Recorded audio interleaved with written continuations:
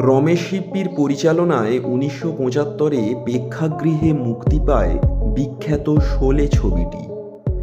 জয় বীরুর বন্ধুত্ব, বাসন্তীর প্রাণোচ্ছলতা ও গব্বরের ভয়াবহতা সব মিলিয়ে শোলে ছবিটি হিন্দি ফিল্ম জগতে একটি ছাপ ছেড়ে যায়।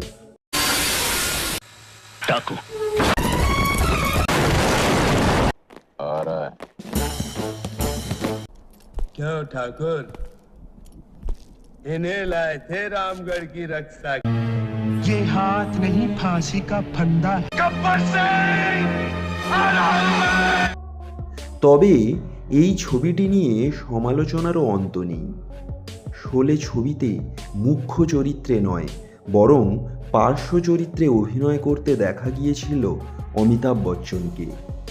শোলে ছবিতে অমিতাভের পাশাপাশি অভিনয় করতে দেখা যায় ধর্মেন্দ্র, হেমা মালিনী, জয়া বচ্চন, সঞ্জীব কুমার এবং আমজাদ খানকে।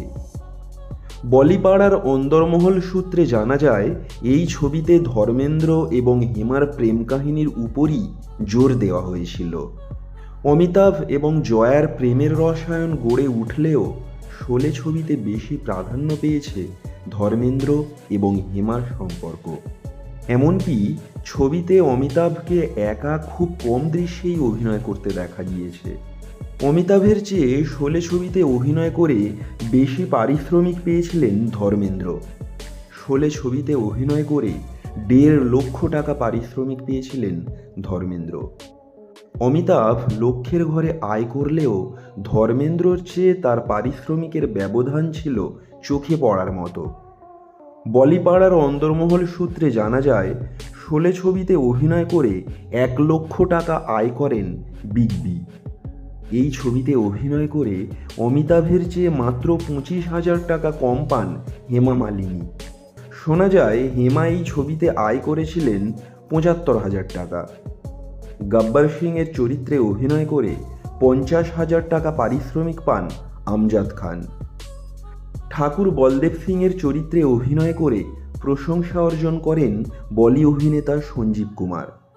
অমিতাভের চেয়ে বেশি পারিশ্রমিক পেয়েছিলেন তিনিও।